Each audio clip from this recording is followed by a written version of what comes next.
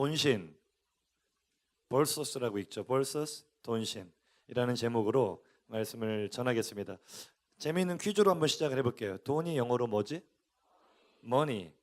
도둑이 훔쳐간 돈은 슬그머니. 계란 살 때 낸 돈은 에그머니.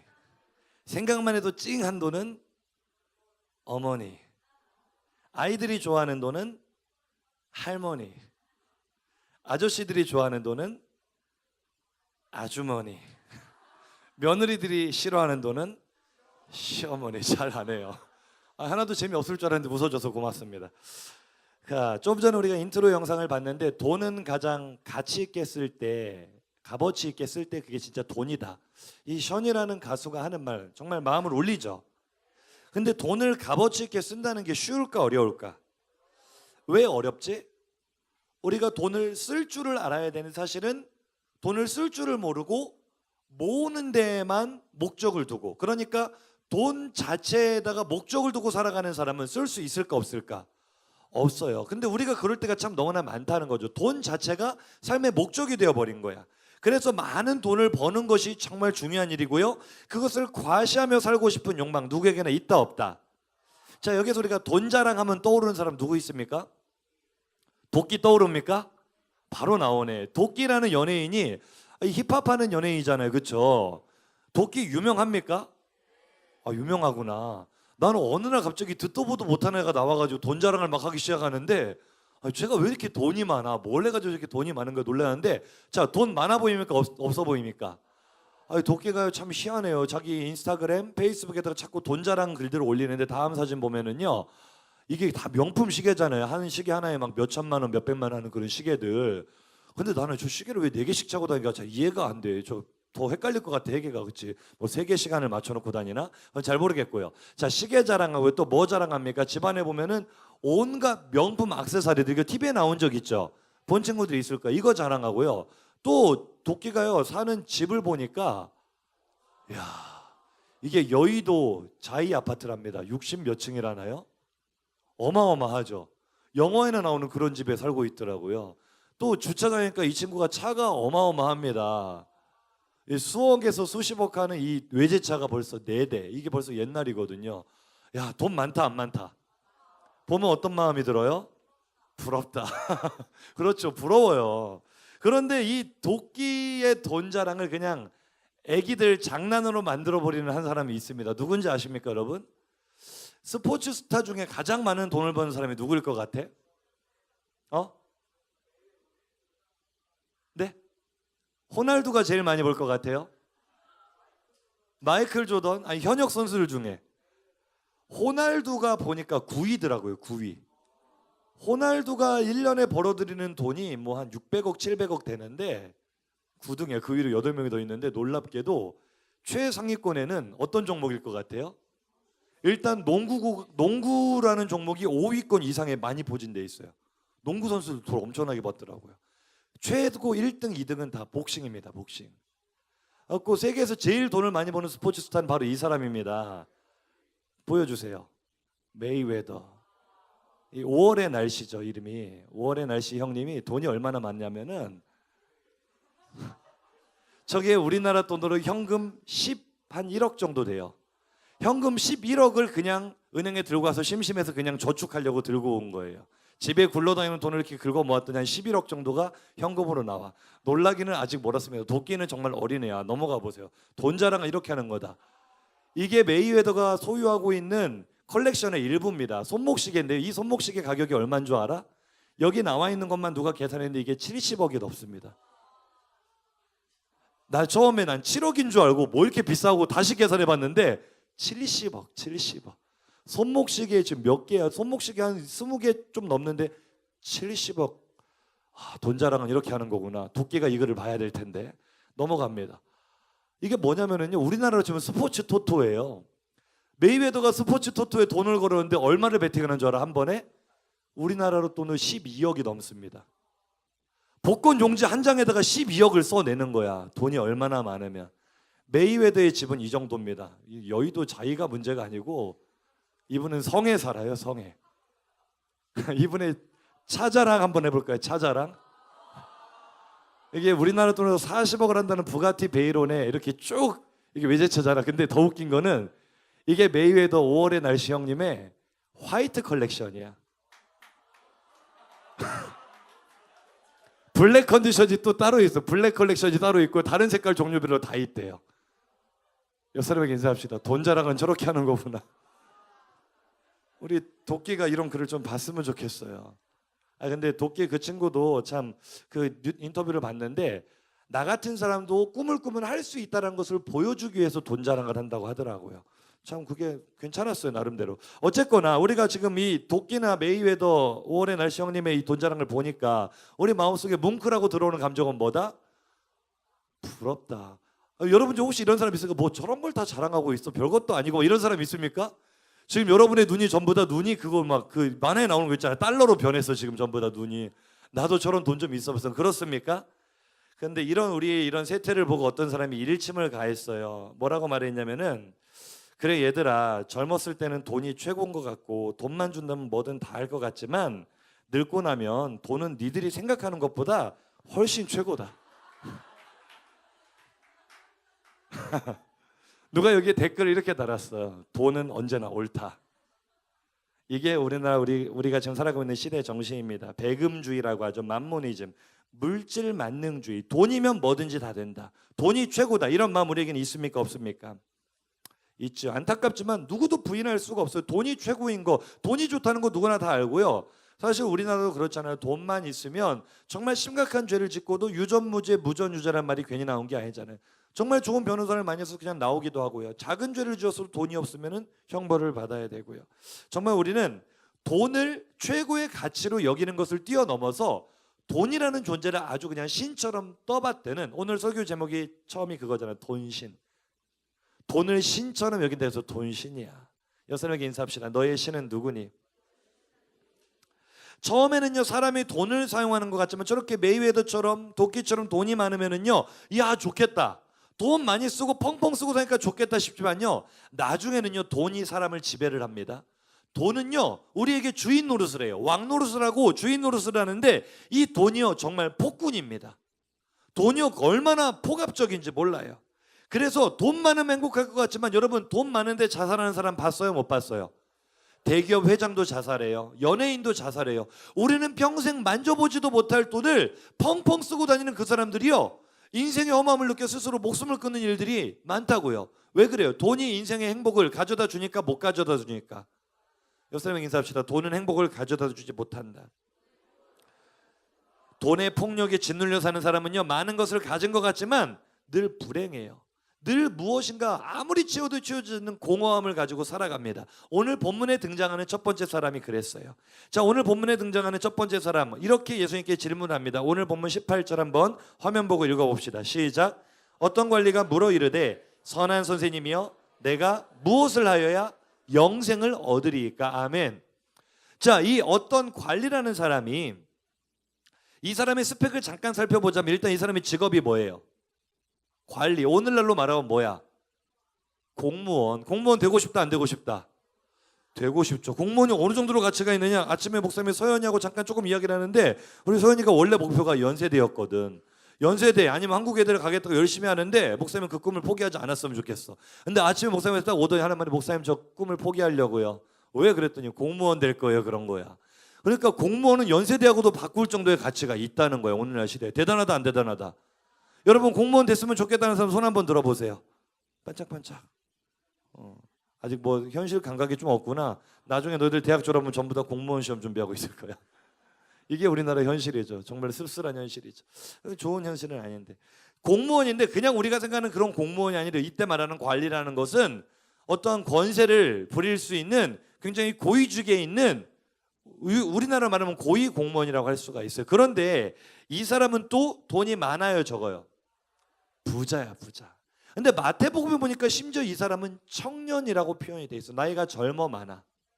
여러분이 한번 상상을 해보세요. 예수님을 찾아온 이 사람이 부족함이 있어 보여, 없어 보여?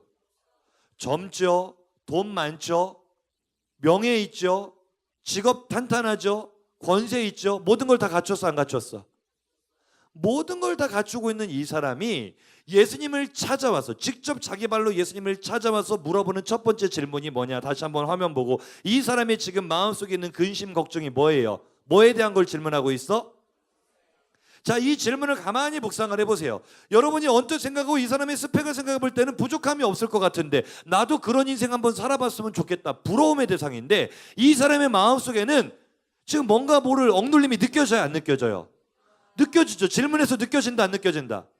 느껴져. 아니 저 정도면 그냥 떵떵거리면서 누리고 살아도 될 것 같은데 이 사람이 영생에 대한 질문을 이렇게 하고 있다는 것은 뭔가 인생에 꽉 눌린 문제가 있다 없다? 있어요. 아무리 돈이 많아도 아무리 내가 고위 관리여도 아무리 젊고 힘이 있어도 그게 세상의 다가 아니란 걸 깨달은 거예요. 우리는 그걸 깨닫지를 못해서 그 사람처럼만 되는 게 우리의 목적이야. 우리는 이 사람 어떤 관리만큼만 돼도 인생의 소원이 없겠어. 지금 우리가 시험 기간에 교회도 못 나오고 시험 잘 봐야 되고 좋은 대학 가야 되고 좋은 직장 가야 되고 전부 다 그 본질적인 이유를 한번 찾아봐. 뭐예요? 이 사람처럼 되고 싶어서 그러는 거 아니야? 젊은 날에 남들보다 경쟁에서 앞서가고 남들이 누리지 못하는 건 많이 누려보고 인생의 성공이란 걸 맛보기 위해서 우리가 달려가는 거 아니냐고. 그런데 그 모든 걸 다 이루었던 이 사람은 인생에 너무나 큰 공허함을 느끼는 거야. 돈이 있는데 직업이 있는데 명예가 있고 권세가 있는데도 불구하고 내가 어떻게 하면 영생을 얻을까요? 요셉에게 인사합시다. 돈이 너를 다 채워주지 못해. 여러분 아무리 성공해도 결국에는 갈급한 심령으로 주님 앞에 찾아올 수밖에 없는데 오늘 이 시간 예수님 만나기를 간절히 축복합니다. 시험 기간이라 지금 이 중간 뒤쪽으로는 조금씩 흐리멍텅한데 정신을 차려봐. 하나님의 말씀 들어가면 마른 뼈도 살아납니다. 아멘을 크게 해야지. 아멘. 저기 찬우 좀 깨워라. 혼자만 예배드리지 말고 옆에 다 흔들어 깨워. 할렐루야. 찬우야 너는 유튜브 스타 될 것 같아. 목사님 설교 때마다 네 이름을 항상 말해가지고 도대체 찬우가 누구 이럴 때 카메라 딱 잡아줘야 돼 못 졸게. 자 할렐루야. 그래서 이 청년이요 이 어떤 관리가 채워지지 않은 공하고 갈급한 심령을 가지고 예수님께 예수님 어떻게 하면 제가 영생을 얻을까요? 근데 이것도 사실 코미디야. 왜? 자기 눈앞에 지금 자기가 말을 걸고 있는 예수님이 곧 길이요 진리요 생명인데 내 인생을 그분께 맡기고 그분을 주인으로 영접하고 따라가기만 하면 영생의 길은 자동인데 그 앞에서 어떻게 하면 영생을 얻을까요? 물어보는 것도 웃기다 안 웃기다? 웃긴데 우리가 사실 그렇게 살고 있어.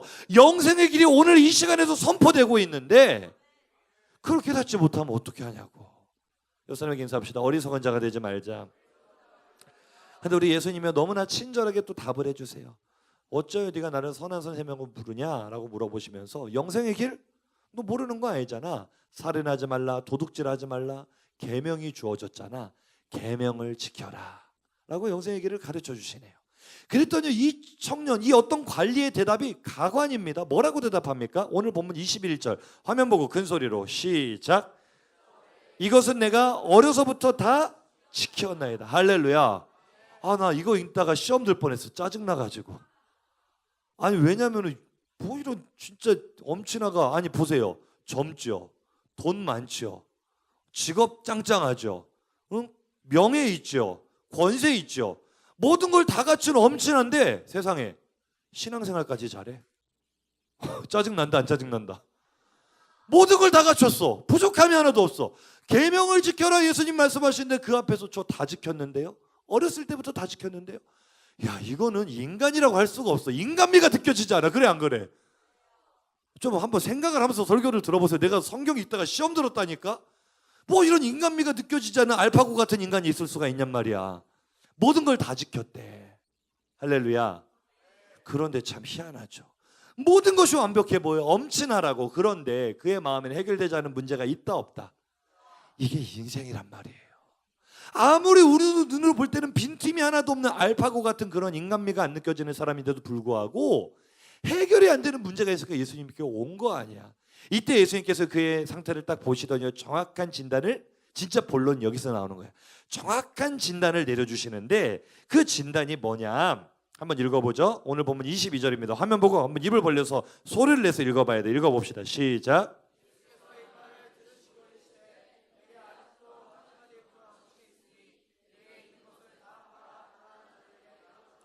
그리하면 하늘에서 내게 보화가 있으리라. 그리고 와서 나를 따르라 하시니. 할렐루야. 예수님께서 진단하시는 거야. 오늘 목사님과 같이 이야기 나눴던 것처럼 야, 이상하다. 아니 네가 영생의 길을 궁금해할 필요가 없을 것 같은데, 다시 말해 네가 지금 그렇게 행복을 누리지 못하고 나에게 갈급한 심령으로 찾아올 필요가 없어 보이는데 뭐가 문제일까? 아, 너에게 딱 한 가지 부족한 게 있구나. 그건 바로 믿음의 문제야.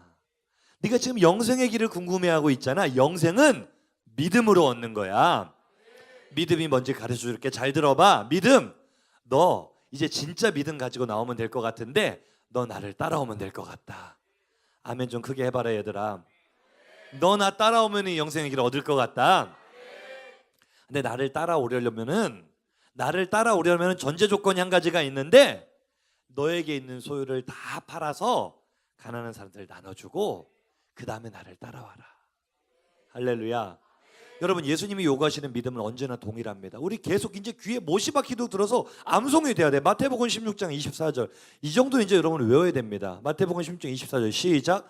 이에 예수께서 제자들에게 이르시되 누구든지 나를 따라오려거든 자기를 부인하고 자기 십자가를 지고 나를 따를 것이니. 할렐루야. 언제나 똑같아요, 안 똑같아요? 나를 따라와야 믿음인데, 나를 따르려면 첫 번째 전제 조건이 뭐야? 자기를 부인해야 돼. 이 어떤 관리에게 자기를 부인하는 건 뭐예요? 자기가 의지하고 붙잡고 있던 돈의 문제를 내려놓는 것이 자기를 부인하는 거야. 할렐루야. 그러니까 이 청년의 주인이 바뀌어야 그게 정말로 영생의 길로 들어간다는 거죠. 할렐루야. 그런데 이 부자 관리가 예수님의 너 다 팔아서 갖다 주고 나를 따라오면 돼, 주인 바꿔라라고 요구하셨을 때 그의 반응이 어떻습니까? 오늘 본문 23절을 보면은요. 시작. 고민만 하고 있는 것 같죠? 아니요. 마태복음을 보면은요. 시작. 근심하며 가니라도 노란 글씨 했어야지. 정신 차리고. 근심하며 가니라. 갔어요. 좀 더 자세하게 마가복음을 보면은요. 시작. 슬픈 기색을 띠고 근심하며 가니라. 할렐루야. 결국 그는 예수님의 말씀대로 따라요, 못 따라요? 성경은 그 이유에 대해서 이 사람은 큰 부자이므로, 이 사람은 재물이 많음으로 라고 설명하고 있습니다. 바꿔 말하면 따라해 볼까요? 이 사람은 돈이 주인이므로 근심하며 가니라. 결국 주인 바꿈의 문제에 걸린 거야. 사실 보세요. 이 사람이 돈이 많았다고요. 부자였다고요. 그런데 부자면 행복해야 되잖아. 우리의 상식으로 우리가 아까 5월의 날씨 형님이나 도끼나 봤을 때 부럽다 안 부럽다? 우리가 볼 때는 돈 많은 사람들이 얼마나 부러워. 그러니까 이 사람은 돈이 많으니까 행복해야 돼, 안 행복해야 돼? 행복해야 되는데 행복했다, 안 행복했다? 안 행복하니까 예수님 찾아온 거잖아. 맞아요, 틀려요? 고3들도 고개 들고 대답 좀 해봐. 맞아요, 틀려요? 안 행복하니까 왔잖아. 다시 말해, 내가 현재 섬기고 있는 돈신이라는 이 주인이 나에게 만족을 줘, 못 줘? 대답. 내가 나의 공허함을 채워줘, 못 채워줘? 못 채워주니까 이제서야 정신 차리고 영혼이 만신창이가 돼가지고 이제서야 진짜 주인 앞에 제대로 찾아온 거잖아. 맞아요, 틀려요? 그러면 지금 이 어떤 청년은 인생 일대의 기회를 잡은 거잖아요. 맞습니까? 잘못된 주인 섬기고 살았어, 지금까지. 우리가 그렇게 살잖아. 지금 돈만 있으면 행복할 줄 알고 돈 많이 한번 벌어보겠다고 좋은 대학 가려고 공부하는 거 아니야. 남들보다 돈 많이 벌어보겠다고 좋은 직업 탐하는 거 아니냐고. 근데 그걸 미리 해본 이 어떤 관리가 젊은 청년인데 이미 성공을 해서 돈을 많이 벌었다고. 그게 자기를 행복하게 할 줄 알았던 거야. 그리고 살아보니까 행복해, 안 행복해? 이 돈신은 가짜 주인이야. 나를 행복하게 못해줘. 오히려 나를 억압해. 그래서 가짜 주인에게서 벗어나서 어떻게 하면 제가 영생을 얻을까요? 어떻게 하면 제가 행복을 찾을까요? 라고 예수님께 물어보니까 예수님이 주인 바꾸면 돼? 간단하게 말씀해 주신 거예요. 그런데 여기서 그렇군요, 제가 버리겠습니다, 예수님 따르겠습니다 하면은 이 청년은 영생의 길이 열리는 거야. 아멘. 하거나 말거나 행복의 길이 열리는 거라고. 그런데 그 말을 듣고 심히 근심하면서 나를 행복하게도 못해주는 옛 주인에게로 다시 돌아가는 모습. 불쌍하다, 불쌍하다. 이 불쌍함을 영화의 한 장면이 잘 표현을 해주더라고요. 잠시 한번 영상 볼까요? 불 꺼주시고. 참 이 대사 중에서 왜 돈을 펑펑 쓰고 사는데 이 사람이 행복해, 괴로워? 괴로워. 근데 왜 못 떠나? 중독돼 버렸어. 돈이 주인 노릇하고 사는 삶에 중독돼 가지고 이게 나쁜 주인인 걸 아는데 떠나면 죽을 것 같은 거야. 그래서 그냥 그러고 사는 거예요. 그런데 그게 돈 펑펑 쓰면서 사는데 모욕적이다. 여러분 보세요. 우리는 하나님의 거룩한 자녀입니다.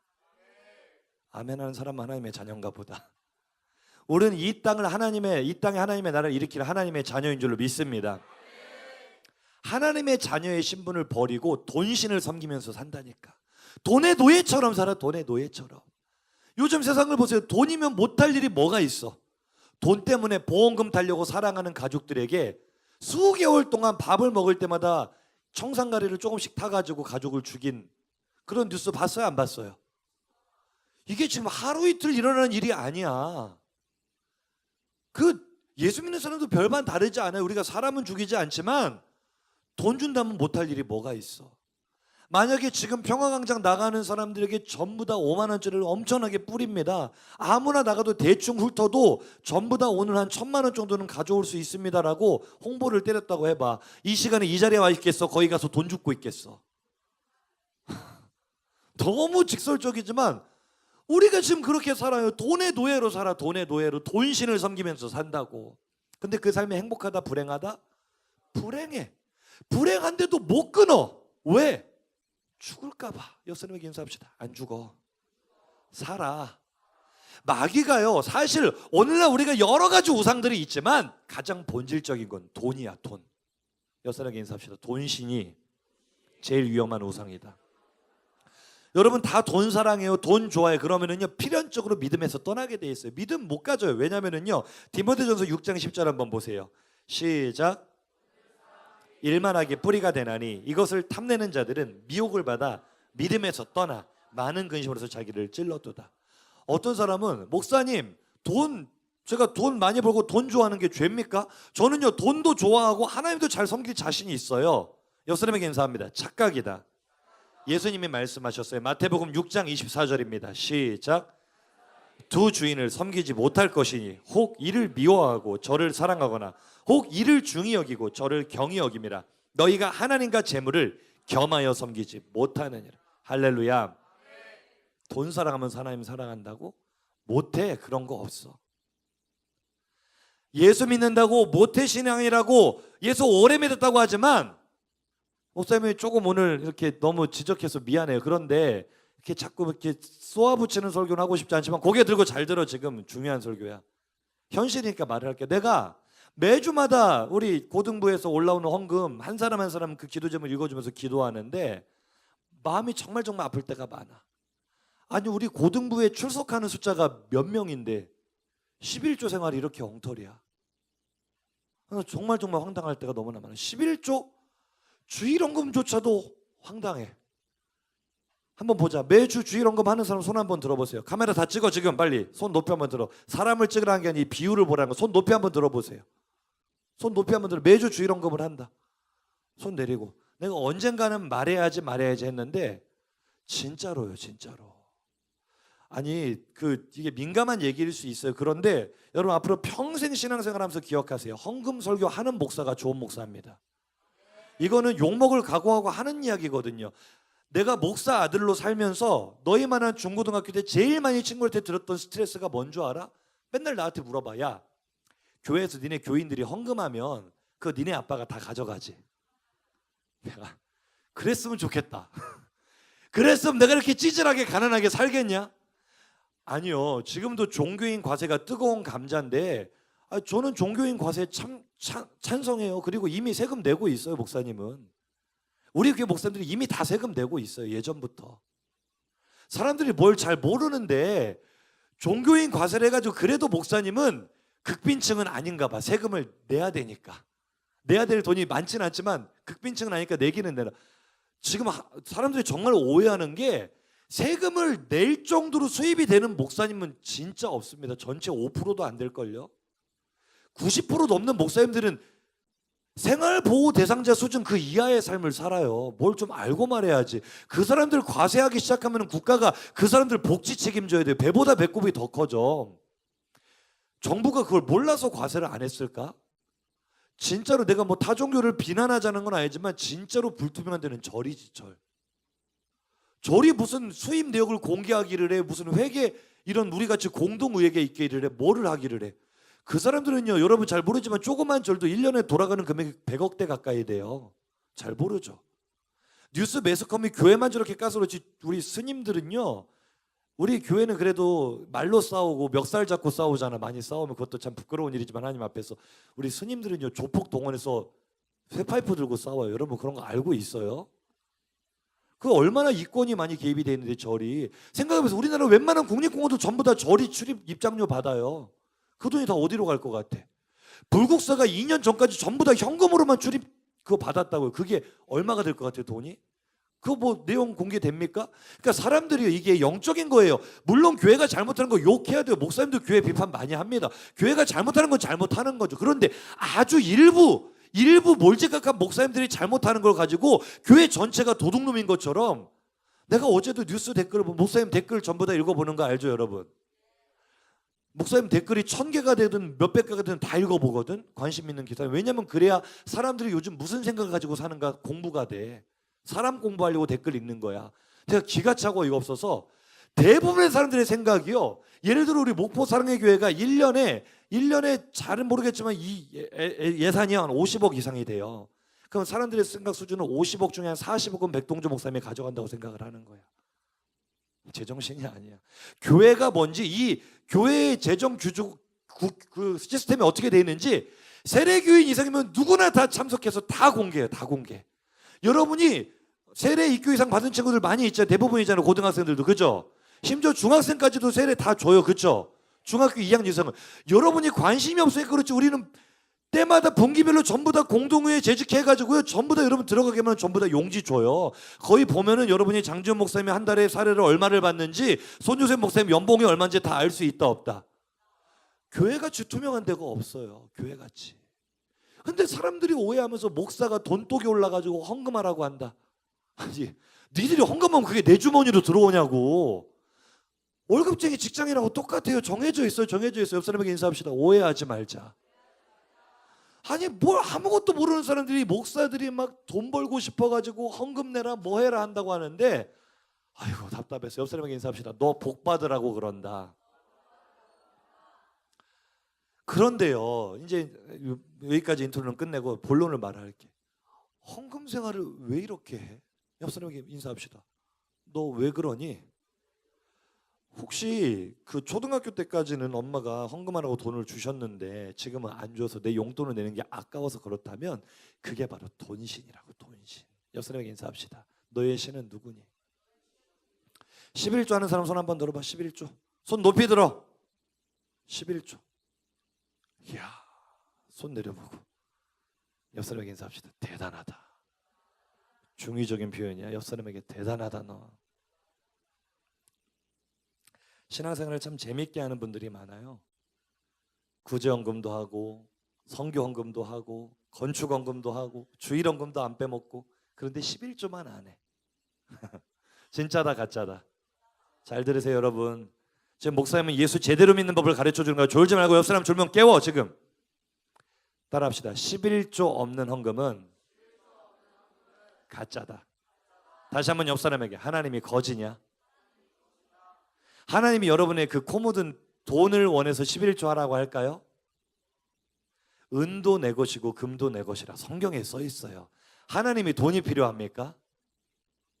11조는 내가 하나님을 믿는다는 신앙 고백이 기본 중에 기본입니다.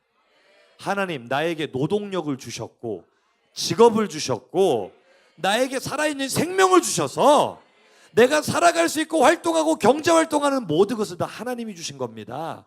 나로부터 나오는 모든 것을 다 하나님이 주신 겁니다. 나의 수입 100%는 다 하나님 것입니다. 그 신앙 고백이 뭐냐면 바로 11조예요. 하나님께서 10개를 다 가져와라 해도 우리는 당연히 드려야 돼. 하나님 거니까. 그런데 그럼 우리 생활이 안 되잖아. 하나님은 굉장히 합리적이고 상식적인 분이에요. 상징적으로 10의 1은 내 거니까 그것을 구별해 너의 신앙을 고백하라는 거예요. 할렐루야. 결국 11조에 담겨있는 여러분의 마음 중심을 보시겠다는 거예요. 잘 들어 얘들아. 청소년 때 10만 원 용돈 받아서 1만 원 11조 아까운 사람이 나중에 월급 300만 원 받아서 30만 원 11조 한다 못한다? 절대 못해, 절대. 목사님이 지금까지 헌금을 얼마 했는지는 잘 모르겠지만, 목사님이요, 용서하고 들으세요. 뭐 자랑하려고 하는 말은 아니고 목사님 헌금 최선을 다해서 해요. 아마 내가 11조 안 하고 헌금 안 하면은 목사님이 지금 목포 사랑의 교회에 와가지고 했던 그 헌금 액수만 가지고도 좋은 차 한 대는 뽑을걸? 진짜로? 그러면 보자고. 예수 안 믿는 사람, 목사님과 같은 또래의 어떤 직장인은요, 그 돈 하나님께 드려야 될 거 안 드리고 자기가 모아가지고 좋은 차 한 대 뽑았다고 치자. 그 사람이 행복할까? 목사님이 행복할까? 하나님이 떠난 행복은 없습니다. 그러니까 지금 부자 관리가 예수님 찾아온 거 아니야. 돈이 쓰러지게 많은데, 쉽게 말하면 지금 5월의 날씨 형님이 예수님께 찾아와서 제가 어떻게 하면 영생을 얻을까요? 그러고 있는 모습이란 말이야. 무슨 말인지 알겠어? 돈이 너무나 많아가지고 손목시계만 70억어치를 사는 이런 사람이 너무 공허해서 찾아온 거라고. 돈은 우리를 행복하게 못 해줘요. 근데 지금 여러분이 설교를 들으면서도 나는 그 관리학원 좀 달라, 나는 돈 사랑하지 않아. 아니, 헌금하는 거 보니까 돈 엄청 사랑하네. 여러분에게 인사합시다. 하나님께 인색하면 평생 거짓골 못 면한다. 목사님이 늘상 하는 얘기지만 사모님은요, 시집 가려고 열심히 직장생활해서 돈 모았다가 그때 마침 섬기던 교회에서 건축을 했거든. 자기 시집 가려고 모아놓은 미천 전체를 다 하나님께 헌금을 해버렸어. 놀라는 척이라도 좀 해봐라 이놈들아. 내가 얼마인지 액수는 모르지만 꽤 많았겠지. 시집 가려고 모았으니까. 아까웠을까 안 아까웠을까? 안 아까웠으니까 했지, 아까웠으면 했겠어요? 그런데 보세요. 그래서 시집 갔어 못 갔어? 더 잘 가잖아. 그렇게 헌금을 하니까 이런 남자를 만나는 거야. 김은겸 비웃지 마라. 여러분, 오늘 하는 뭐라고 합니까? 예수님이 하나님께 나를 위하여 하나님의 영광을 위해서 집이나 전투나 무엇인가를 포기한 사람은 살아있는 동안에도 여러 배를 받고 영생이 그에게 허락되었다. 이게 바로 신앙생활이라는 거예요. 우리가 무슨 이단들처럼 전 재산 다 팔아가지고 전부 다 교회에다 갖다 바치고 와서 살아, 이런 말 하는 거 아니라고. 하나님 앞에 아까워하지 말라는 거예요. 왜 아까워하지 말라 그래? 하나님께 많이 드리라, 그런 의미가 아니고, 너의 주인은 누구냐, 네가 한번 점검을 해보라는 거야. 설날 추석 때 용돈을 많이 받았는데 헌금하려고 11조 하려고 보니까 아까워.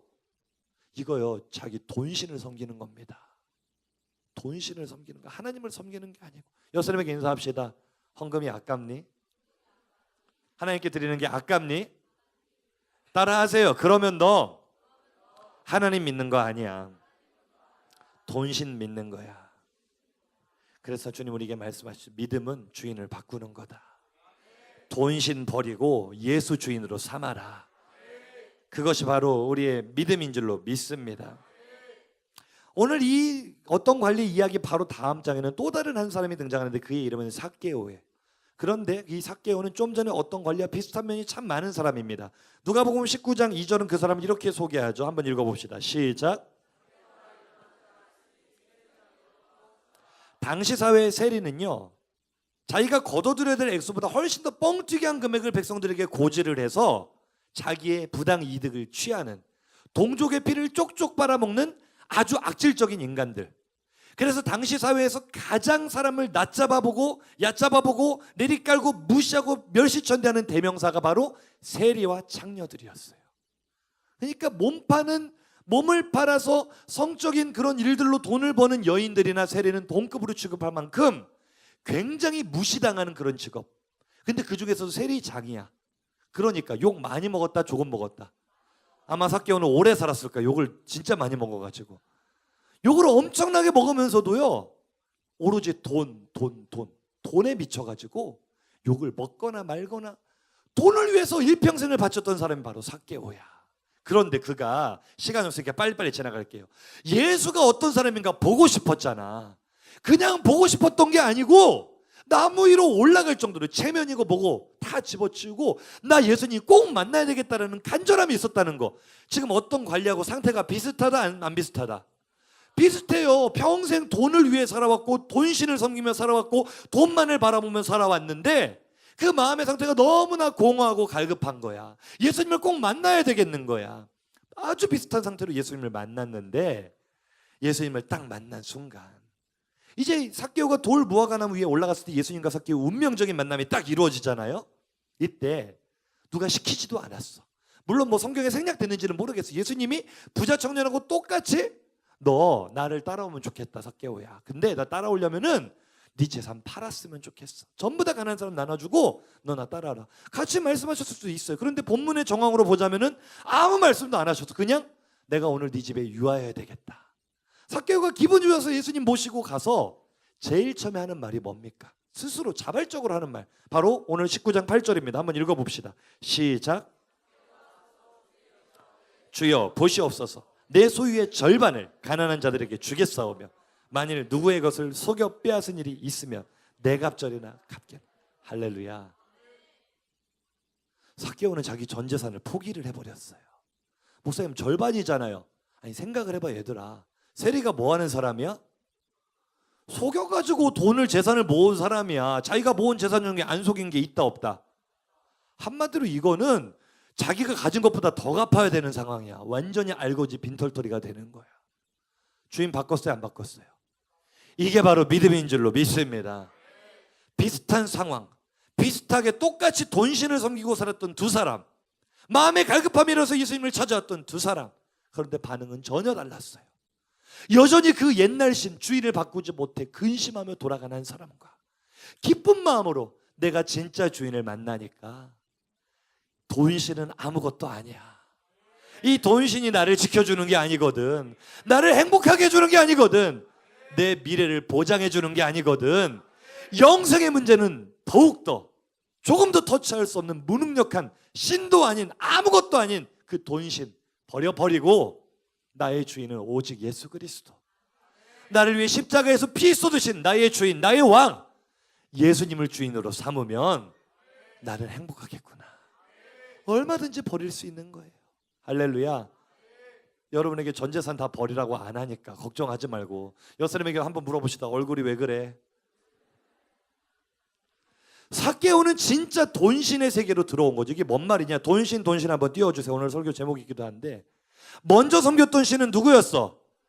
말 그대로 돈신이었어. 돈이 신이었어. 그런데 이제 저 돈신은요 도타올 돈자를 쓰잖아요. 두터운 믿음, 진짜 믿음의 세계로 들어온 거예요. 어떻게 하니까? 주인을 바꾸니까. 여사람에게 인사합시다. 주인 바꿀래 안 바꿀래? 여러분 오늘 주보에 맥주 감사헌금 이 헌금 봉투가 나갔어요. 그렇죠? 이례적이야. 왜냐하면 목사님이 항상 맥주 감사 주일 당일에 헌금 봉투를 줬었잖아. 그렇죠? 왜냐하면 잊어버리고 안 가져온다는 그것 때문에. 어제 목사님이 설교 준비하다가 회개했어요. 그리고 하나님 앞에 결단했어요. 내가 정말 불신앙이었구나. 여러분 맥주 감사헌금 일주일 동안 반년 동안 나에게 베풀어 주신 은혜를 꼬박꼬박 기록하면서 준비하시기 바랍니다. 헌금 많이 하시기 바랍니다. 하나님 사랑하는 만큼 하시기 바랍니다. 지금 이번에 고등부 처음 올라온 친구들이 있어서 잘 모를 수 있겠는데 고등부는요 목사님 설교에 은혜 받고 어떤 친구가 50만 원 헌금했어. 맥주 감사 헌금. 놀라지도 않네. 전부 다 다음 주 50만 원 이상 하겠다는 거죠. 기대하겠습니다. 거기에 도전받는 어떤 친구는 그 다음에 맥주 감사 헌금 때 70만 원. 그러니까 이 친구도 뭔가 사기 위해서 모았던 돈 하나님께서 은혜 주신 대로 삭개오 같은 마음으로 다 내려놓은 거야. 옆사람 보고 인사하세요. 얼굴이 왜 그러니? 억지로 내놓으라고 안 해. 믿음의 분량대로 하는 거. 헌금은 억지로 하는 순간 주님이 안 받으셔.